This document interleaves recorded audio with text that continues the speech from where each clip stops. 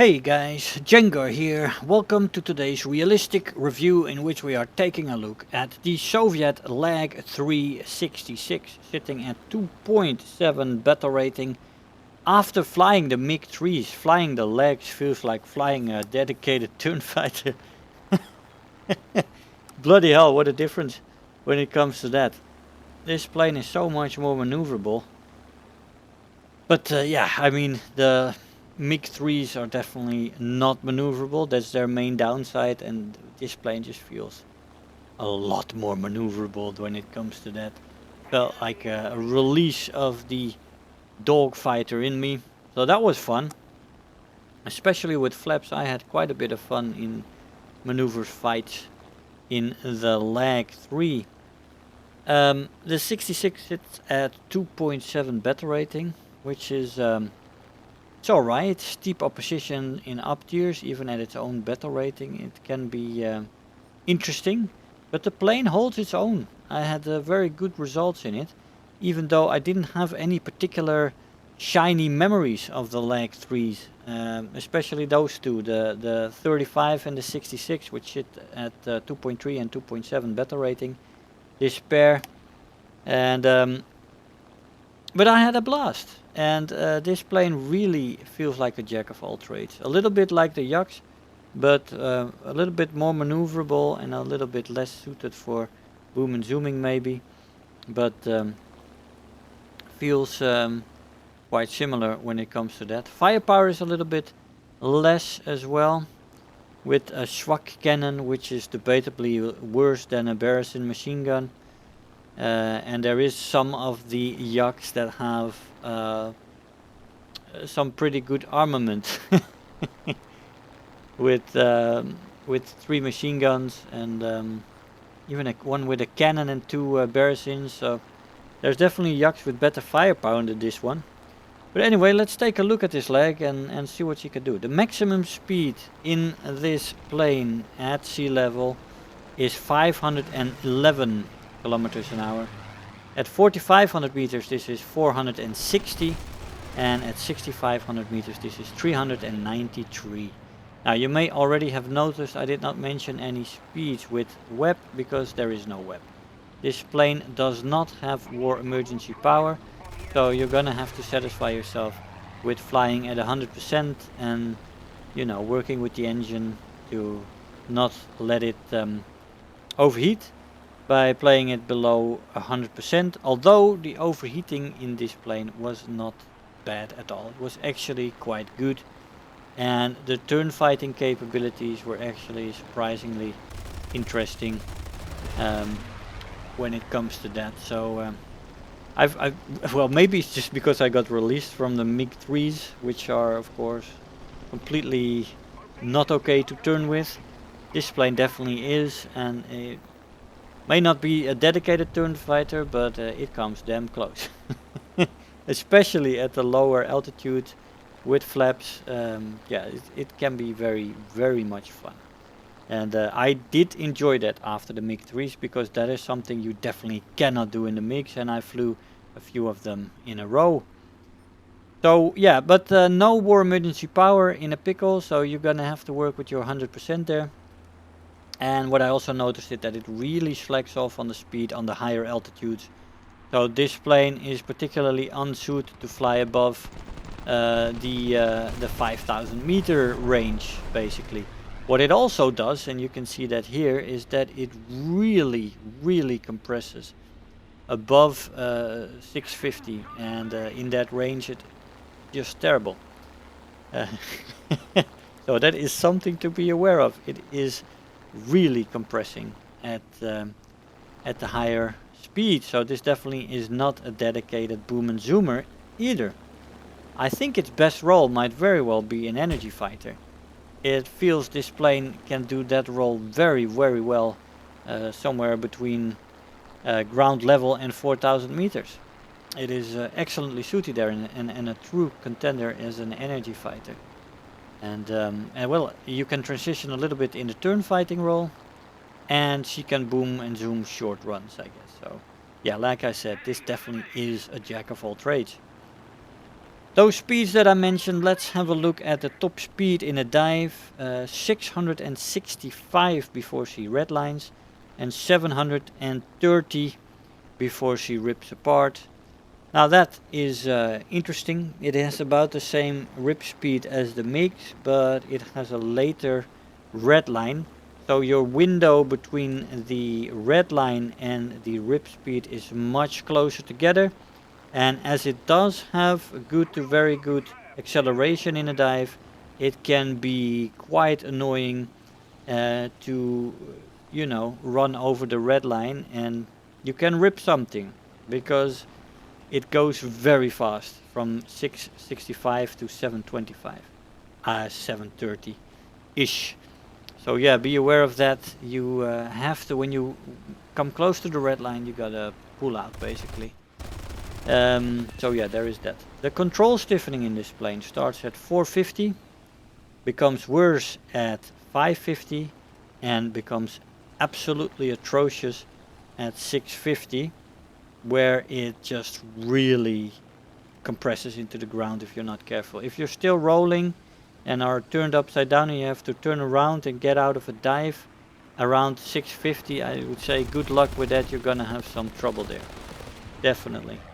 Now the stall speed in this plane is 120 kilometers an hour, which is quite good actually. So yeah, that is nice. As I said, it can definitely perform the energy fighting role. It's very good at that. Firepower is good. It has a 20mm Schwak cannon with 150 rounds, and it also has a Berezin UB machine gun with 200 rounds per gun. This setup is very standard for the Soviets. Very few guns with very low ammo. It is something good if you want to learn trigger patience, but it's definitely not very forgiving. You run out of ammo quite quickly if you don't mind your ammunition. Yeah, so there is that. You do have bombs on this plane. You start off with 2 50-kilogram bombs and 2 100-kilogram bombs.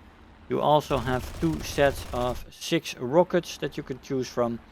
So you have a bit of ground pounding options on this plane, which might make it excellently suited for ground RB as well. And with the performance this plane has as an energy fighter, I would say it definitely has a role to play there. 2 100-kilogram bombs can wreak havoc, and as a fighter you can then start to eliminate the enemy team and do well there. As for performance in the acceleration, in a straight line it's decent. In a dive it is good. You have energy retention in the horizontal, which sits really at a high level. It's great. It doesn't want to lose speed at the lower altitudes, especially when you come from a dive, you put it in a straight line. It holds that speed very, very nicely. And it is also very good energy retention in the vertical, especially at the lower altitudes. So yeah, you do have a decent climb rate as well, which is nice. You don't have an air start like with the MiG-3s.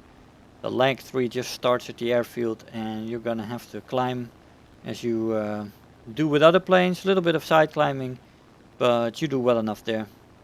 The turn time is average, which feels fantastic after the bad turn time in the MiGs, as I said. But it is nothing spectacular, but it's definitely much better than the MiGs. I should have killed him there, by the way, but anyway. Above average with flaps, and those flaps rip off at around 550 kilometers an hour. Well, that is alright, I guess. In a dive you're gonna lose them, but in a straight line and in horizontal fights you can use those flaps to your heart content, because you will not reach that speed in a straight line. Roll rate is average as well, and that makes the overall maneuverability also average. Overheating is not an issue at all. He has no problem with overheating. If something overheats, it's the oil, and if you then go to 95% or something, it cools off very quickly and you will have no issue at all with that. So you don't really need to manage it. It's easily controllable. Durability is decent to good. It can take quite a bit of damage. It does feel very solid when you take damage from AA or shots on the fuselage and stuff like that.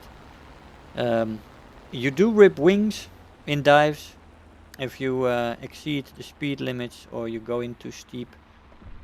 There is that, but it feels it doesn't feel as shaky as some of the yucks when it comes to that. So yeah, the Soviets have never been very good. At least most of these early planes are not good in dives at all, and this lag is not an exception there. You just gotta make sure you keep it at around the red line, and you'll be fine then. So a jack of all trades, and you also gotta adjust your flight style to that. These planes are quite forgiving, but they can be tricky as well. With the compression at the high end dives and the high short span of time you have in the top speed in a dive between the red line and the rip speed, you're there in a moment's notice, and if you get your attention pulled off from your speed meters for too long, you will definitely rip this plane apart, which is not what you want, right? So yeah, you can do all rolls, but you gotta be careful in the dives. You gotta be careful close to the ground, because this plane does compress, especially in the elevator, even worse than the roll rate. And you cannot say that for a lot of planes. Most planes compress most in the roll rate and less in the elevator, but this plane really has trouble with the elevator compression, and it is as bad as the roll rate, if not worse. And that is something that's saying something. That doesn't happen a lot. This plane really compresses. So yeah, those are the main downsides. Of course, it's not particularly fast on the higher altitudes as well, so you got a flyer in a certain altitude window. I would climb around 5,000 meters, I guess, maybe 5,500, and quickly work your way down there. It's definitely not the best at 5,500 meters when it comes to speeds. It can still maneuver pretty well at those, but if you go much higher, maneuverability also will suffer in the end. Yeah, so lower altitudes, you want to fine-tune it at around 4,000 meters. 4,000 meters and below, this plane becomes a beast of an energy fighter with two good guns. I set a tight beam with these planes. The Soviets are difficult to aim. Most of these planes have the two guns there in the fuselage close together on one side, and it's not easy to aim them, especially if you're a beginner. But once you land the shots, the Beresin machine gun is really awesome, and the Schwak cannons, I never thought they were bad, but I don't know, lately with the MiG-3-34, I've been noticing that they can be hit and miss a little bit. They are definitely not the cannons that they used to be, it seems like. I always thought the Schwaks were one of the more reliable cannons in the old days, very, very old days. But yeah, I don't know. I will have to fly it a little bit more to see, because that's one of the first planes that has two 20mm Schwaks and no Beresin machine gun to support. So that's going to be one of the first planes that I'm going to judge only on the Schwaks there. But yeah, we shall see. We shall see. So overall, I really like this plane. You can transition between the roles very well. It's an energy fighter mainly, and from the energy fighting role, it's easy to transition into the short boom and zoom runs you can have in this plane, and then the turn fighting that this plane can do very well at the lower to mid altitudes. And yeah, she's just an energy beast there, which is really nice. It's just an enjoyable plane when it comes to that, and you can easily take on multiple opponents and difficult fights, and have your fun with it. That is definitely one of the options, having fun.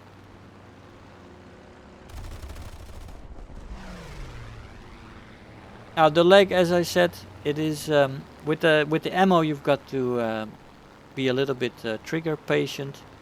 That is always one of the things with the Soviet planes, and if you get this far with it, you're gonna get used to it pretty quickly anyway, because they all have it. From the biplane onwards, you know, the biplanes, they do have good ammo, but from there onwards you will learn how to use your ammo conservatively in the Soviet line. And I guess that's a good thing, because I mean, when I have my ammo I use it. And people sometimes say, "But you spray so much." Yeah, I spray sometimes to get people out of the sky and to equal out the odds when I face many opponents. And it works for me. It works for me. If you know you have the ammo, I don't mind returning to an airfield if I have to. But if that means that I come out of a 1 versus 3 alive, then I will use the ammo that I have. I can also use ammo tactically, by the way, if you have it. But in these Soviet planes, you don't have too much ammo to spare, and you definitely don't have ammo to use, for example, to tactically try to get somebody off their escape route or something. If they are trying to extend, and you want to shoot some shots into their direction to make them turn with the Soviet planes, you better not do that too often, because then you will have no more ammo to shoot them down, actually. So there is always that problem in the Soviet planes, but this lag really surprised me. I have not flown these lags in a long time, and I didn't fly them a lot before in RB anyway. Just a few matches mostly, and mostly used them in AB in the past. But yeah, very surprised and pleasantly surprised by this LaGG-3-66. Terror of the Sky there, and Survivor, 50,000 Silver Lions and 7,000 research points. I'll see you in the conclusion. Hey guys, so here we are after the match. The LaGG-3-66, a surprising plane that you can easily miss in this huge tech tree. A plane that you don't pick so easily, doesn't look very shiny. Although I do like this skin, but yeah, it's a great energy fighter. Very much fun, especially after flying the MiG-3s, where you do miss the element of the dogfighting, which is something you just don't want to do. If you dogfight in a MiG-3, you're doing it wrong. You don't want to get into that situation. In the LaGG-3-66 though, below 4,000 meters, you can dogfight to your heart's content. It really is a nice plane to do that with.